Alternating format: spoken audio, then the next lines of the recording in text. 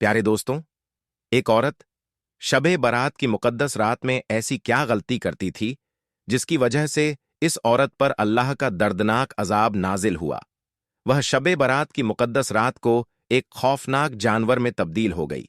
आखिर शबे बारात की रात को उसने ऐसा कौन सा गुनाह कर दिया जिसकी वजह से वह औरत इब्रत का निशाना बनकर रह गई। प्यारे दोस्तों, इस वाकया को आखिर तक जरूर देखिएगा, क्योंकि यह वाकया बड़ी इब्रतनाक और सबक अमोज। दोस्तों, बलिया के एक छोटे से कस्बे बेल्थरा रोड में एक शख्स मोहम्मद शफीक और उनकी बीवी नफीसा रहते थे।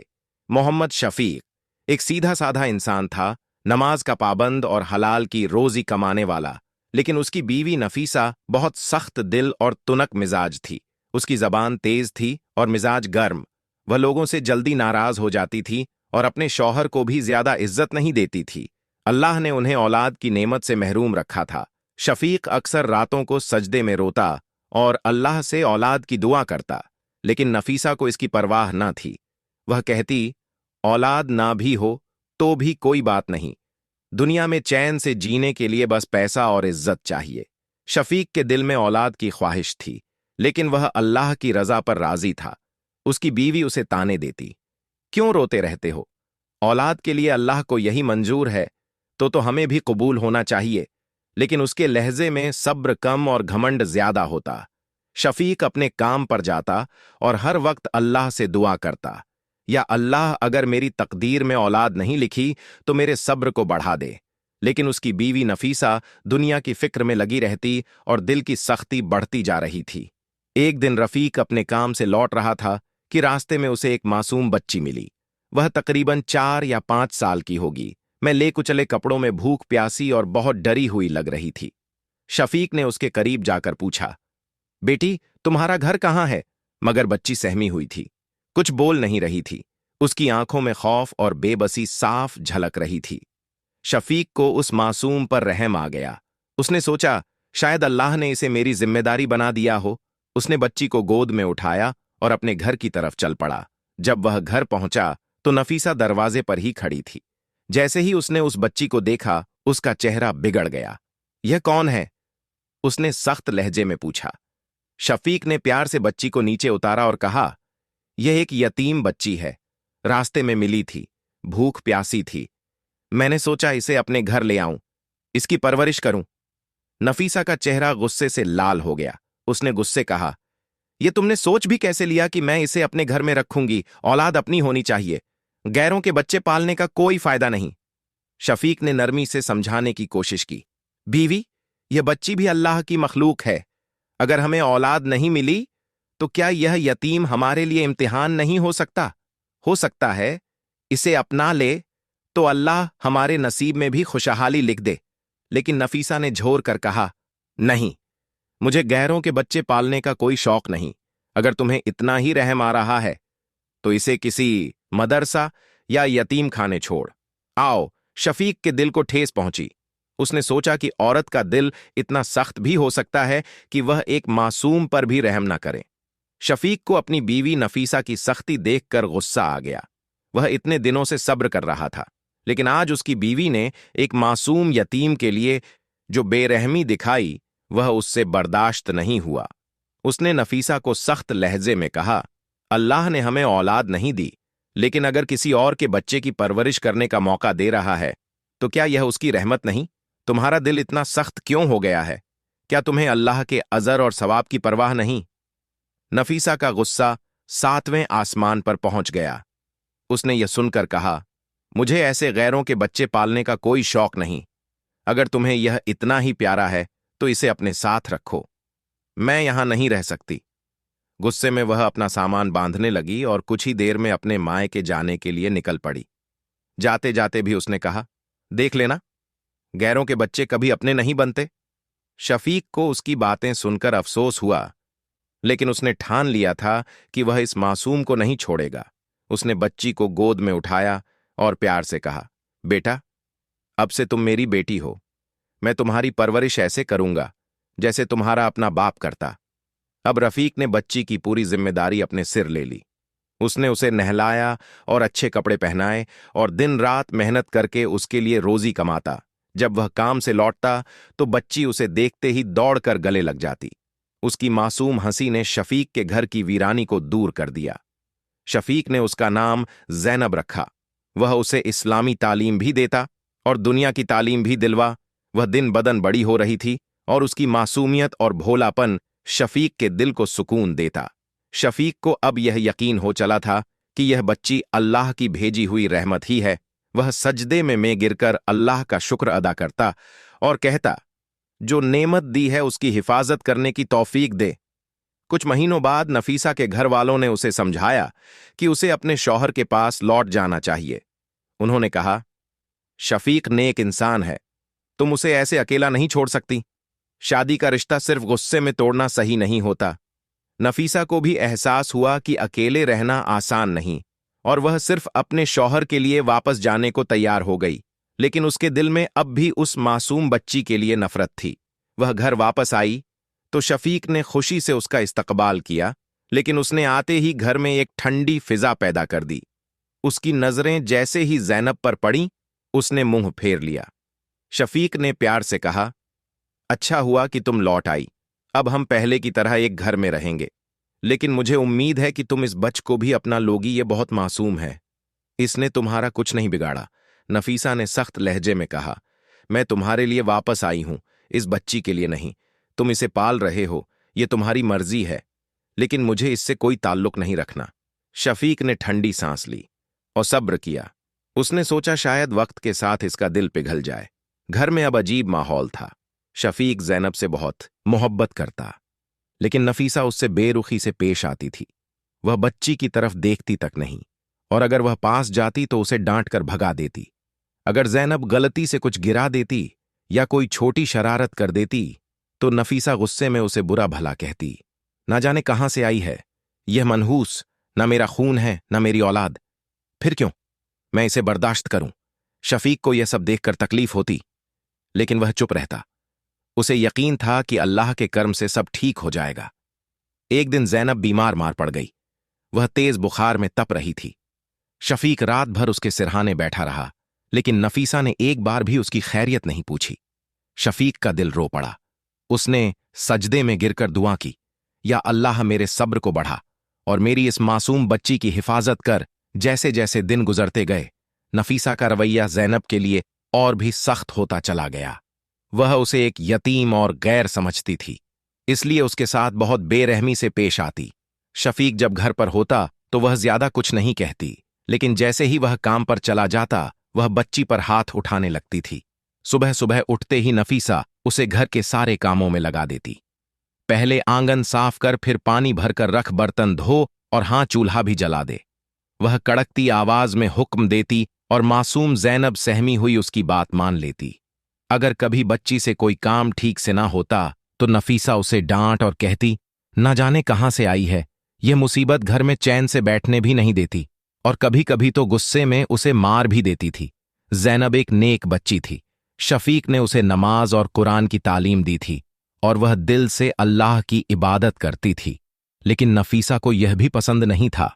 अगर जैनब वजू करके नमाज के लिए खड़ी होती तो नफीसा उसे आवाज देकर कहती, अब यह दिखावा करने बैठ गई, पहले काम कर, फिर जो करना हो कर लेना।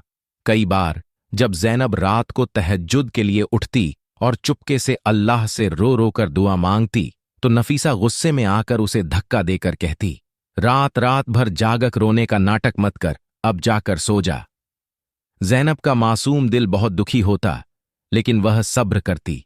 उसने अपने अब्बू से कभी कोई शिकायत नहीं की, क्योंकि वह नहीं चाहती थी कि उनकी खुशी में कोई कमी आए। शफीक को कभी कभी शक होता कि नफीसा जैनब से बेरुखी से पेश आती है, लेकिन जैनब हमेशा कहती, अब्बू अम्मी मेरे साथ बिल्कुल ठीक हैं। वह अपनी तकलीफें छिपाकर बस अल्लाह से दुआ करती, या अल्लाह तू ही मेरे लिए कोई रास्ता निकाल। एक दिन जैनब सुबह सुबह घर के कामों में लगी हुई थी। ठंड का मौसम था और उसके नन्हे हाथ बर्तन धोते धोते सुर्ख हो चुके थे, मगर नफीसा को इसकी कोई परवाह नहीं थी। जल्दी कर, इतनी सुस्ती क्यों कर रही है? नफीसा ने कड़क आवाज में कहा। जैनब ने घबराकर हाथ तेज चलाने शुरू कर दिए, लेकिन तभी उसका हाथ फिसल गया और एक कांच का गिलास जमीन पर गिरकर टूट गया। बस फिर क्या था? नफीसा का गुस्सा भड़क उठा।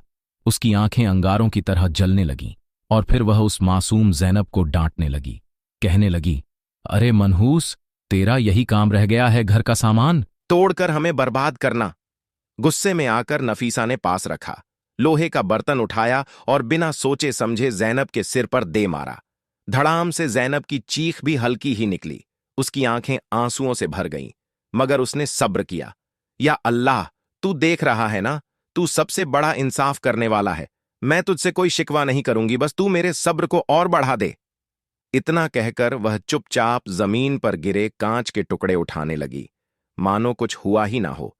लेकिन अंदर ही अंदर उसका मासूम दिल बहुत जख्मी हो चुका था। एक दिन फीसा ने जैनब को बाजार से कुछ सामान लाने भेजा। ठंडी सुबह थी, हल्की हल्की हवा चल रही थी और जैनब सिर पर दुपट्टा लिए जल्दी जल्दी कदम बढ़ा रही थी। उसके सिर की चोट अभी भी पूरी तरह ठीक नहीं हुई थी, लेकिन उसने कभी शिकायत नहीं की। जैसे ही वह बाजार के करीब पहुंची, अचानक उसकी नजर एक बुजुर्ग शख्स पर पड़ी। उनकी दाढ़ी सफेद थी, चेहरे पर नूर बरस रहा था और आंखों में अजीब सी मोहब्बत झलक रही थी। वह एक दरख्त के नीचे बैठे हुए तस्बीह पढ़ रहे थे। जैनब की नजरों में उनके लिए अजीब सा एहतराम पैदा हुआ। वह उनके करीब से गुजर रही थी कि तभी बुजुर्ग ने उसे देख लिया और हल्की मुस्कुराहट के साथ आवाज दी, बेटी जरा रुको। जैनब ने अदब से कदम रोके और सर झुकाकर उनके पास चली गई और सलाम पेश किया। बुजुर्ग ने नरमी से पूछा, बेटा तुम कौन हो और इतनी सुबह अकेली कहां जा रही हो? जैनब ने अदब से जवाब दिया, बाबा मैं बाजार जा रही हूं, मेरी अम्मी ने सामान लाने के लिए भेजा है। बुजुर्ग ने उसकी मासूम सूरत को गौर से देखा। उन्होंने देखा कि उसके चेहरे पर थकान और अंदरूनी दर्द की झलक थी। वह कुछ सोचते हुए बोले, बेटा तुम्हारे चेहरे से ऐसा लग रहा है कि तुम बहुत तकलीफें सह रही हो। क्या मैं सही कह रहा हूं? यह सुनते ही जैनब की आंखें नम हो गईं। उसने अपनी नजरें झुका लीं, लेकिन कुछ कहा नहीं। बुजुर्ग ने बड़ी नरमी से कहा, बेटा सब्र का फल मीठा होता है। जो अल्लाह अपने बंदों से मोहब्बत करता है, उसे आजमाइश से गुजारता है। लेकिन याद रखना, अल्लाह किसी के साथ जुल्म नहीं करता। उसकी रहमत बहुत करीब होती है, बस उसे पुकारने की देर होती है। यह सुनकर जैनब के दिल को सुकून मिला। ऐसा लगा जैसे कोई उसके दर्द को महसूस कर रहा है। बुजुर्ग ने अपनी तस्बीह के कुछ दाने गिनते हुए कहा, बेटा अगर कोई तुम पर जुल्म करे तो घबराना मत। अल्लाह सबसे बड़ा इंसाफ करने वाला है। और हां, जब भी तुम्हें बहुत तकलीफ हो तो यह दुआ पढ़ लिया करो, हस्बुन ला अल्लाह व निमल वकील, अल्लाह तुम्हारे सब्र का बेहतरीन बदला देगा। यह कहकर बुजुर्ग ने उसकी हथेली पर एक खजूर रखी और मुस्कुराए। जैनब ने उनकी बात को दिल में उतार लिया। उसे लगा जैसे आज उसे कोई ऐसी चीज मिल गई है जो उसके दुखों को हल्का कर देगी। आज शबे बारात की मुबारक रात थी।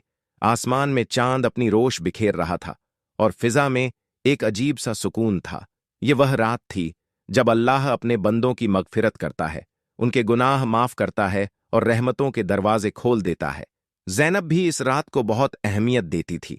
वह वजू करके अपने छोटे से कमरे में चली गई और एक कोने में बैठकर कुरान पाक की तिलावत करने लगी। उसकी आवाज बहुत मीठी थी और जब वह आयतें पढ़ती तो ऐसा लगता है जैसे दिल को ठंडक पहुंच रही हो। अल्लाह का कलाम हर दर्द की दवा है, उसने अपने दिल में सोचा। लेकिन तभी बाहर से उसकी सौतेली मां नफीसा की गुस्से में भरी आवाज आई, जैनब कहां मर गई? तुझे कुछ काम करने को कहां था और तू यहां बैठकर यह दिखावा कर रही है?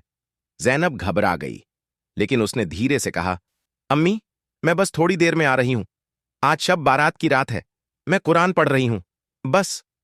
यह सुनते ही नफीसा का गुस्सा और भड़क गया। वह तमतमाते हुए अंदर आई और गुस्से से बोली, तू कुरान पढ़ेगी? जब मैंने काम करने को कहा है तो पहले वह कर, यह दिखावा करने की जरूरत नहीं है। जैनब का दिल दहल गया। वह तेजी से जमीन पर झुकी और कुरान पाक को उठाकर अपने सीने से लगा लिया। उसकी आंखों से आंसू बहाने लगे, लेकिन नफीसा को कोई रहम नहीं आया। उसने गुस्से में जैनब को धक्का दिया और फिर उसे बेरहमी से मारने लगी। मैं तुझे कितनी बार समझा चुकी हूं कि मेरे हुक्म को नजरअंदाज मत किया कर। गैरों की औलाद ना जाने किस दिन इस घर से निकलेगी। जैनब रोती रही, लेकिन उसने कोई शिकायत नहीं की। उसने बस अपने आंचल से आंसू पोंछे और अपने दिल में कहा, या अल्लाह तू सब देख रहा है, मुझे बस तेरा सहारा चाहिए। यह शब्बे बारात की रात थी। बाहर पूरा शहर इबादत में मशगूल था, लेकिन इस मासूम बच्ची पर सितम ढाए जा रहे थे। आसमान का चांद भी शायद इस जुल्म को देखकर उदास हो गया था। ज़ैनब ने उसी रात सजदे में गिरकर दुआ मांगी, या अल्लाह मेरे सब्र को और बढ़ा दे, लेकिन मुझे जुल्म से निजात भी अता फरमा। शब बरात की मुकद्दस रात थी। पूरा शहर अल्लाह की इबादत में मशगूल गल था, लेकिन नफीसा अपनी सख्ती और बेरहमी में लगी हुई थी। उसने मासूम ज़ैनब पर जो जुल्म किया था, उसकी सदा आसमानों तक पहुंच चुकी थी। ज़ैनब ने नम आंखों से अपने रब को पुकारा, या अल्लाह, तेरा इंसाफ सबसे बड़ा है, तू जालिमों के जुल्म को कभी बर्दाश्त नहीं करता। अगर मैं बेकसूर हूं तो मेरी फरियाद सुन ले। रात गहराई जा रही थी। अचानक एक अजीबो गरीब मंजर पेश आया। नफीसा, जो अपने कमरे में सोने जा रही थी, एकदम जमीन पर गिर पड़ी। उसे एक अजीब सा झटका लगा और वह तड़पने लगी। उसकी चीखें पूरे घर में गूंजने लगी। हाय, मुझे क्या हो रहा है? मेरा जिस्म जल रहा है, कोई मेरी मदद करो। उसकी आवाज इतनी खौफनाक थी कि पूरी गांव ने सुन ली थी। पड़ोसी दौड़कर उसके घर की तरफ भागे। जब उन्होंने अंदर का मंजर देखा तो उनके रोंगटे खड़े हो गए। नफीसा का जिस्म धीरे धीरे बदल रहा था। उसकी आंखें सुर्ख हो गईं, उसके हाथों और पैरों की शक्ल बिगड़ने लगी और उसका मुंह अजीब तरीके से फैलने लगा। वह इंसान से खौफनाक जानवर में तब्दील हो रही थी। लोग डर से पीछे हट गए।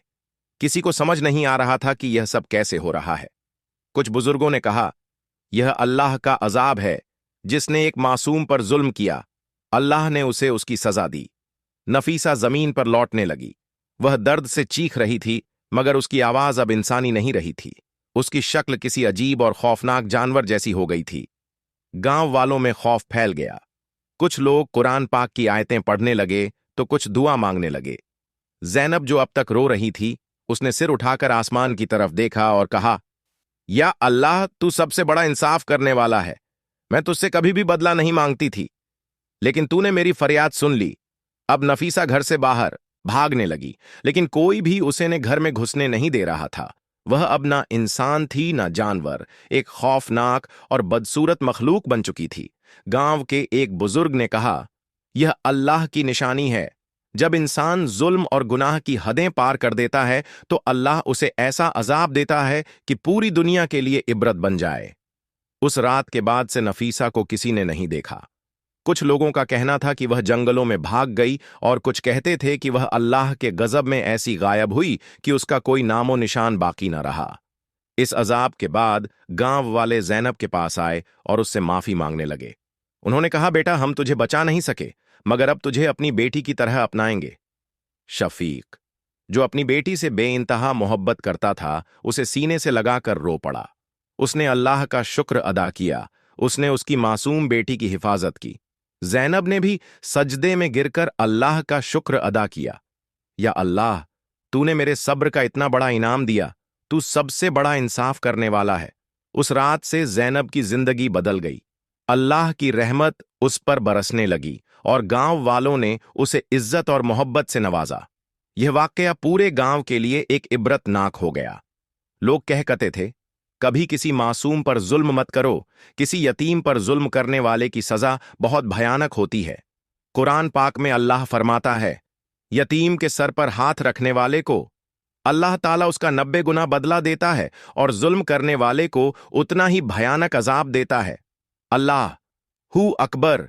और इस तरह ज़ैनब की जिंदगी में सुकून और रहमत लौट आई।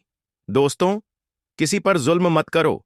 अगर दुनिया में जुल्म करने वाले पर अजाब और पकड़ नहीं हो रही, तो आखिरत के दिन तो पकड़ होगा ही। उस दिन तो इंसाफ जरूर होगा दोस्तों। इसलिए नेक काम करें, नमाज पढ़े, अल्लाह का इबादत करें। प्यारे दोस्तों, अगर आपको इस वाकया से इबरत हासिल हुआ है तो सबसे पहले अपने फैमिली, दोस्तों, रिश्तेदारों में वीडियो जरूर शेयर करें और Ananya Bharti inspired YouTube channel को सब्सक्राइब करें और बेल आइकॉन को ऑन कर ले, ताकि आने वाली वीडियो का नोटिफिकेशन आपको पहले मिल सके और आप उसका फायदा उठा सके। आगे मैं आपके लिए ऐसे ही वाक्यात लेकर आता रहूंगा जिससे आपका ईमान मजबूत हो, आप दीन की रोशनी में रहो। दोस्तों, मिलते हैं एक नई वीडियो के साथ। तब तक अपना ख्याल रखिए। अल्लाह हाफिज।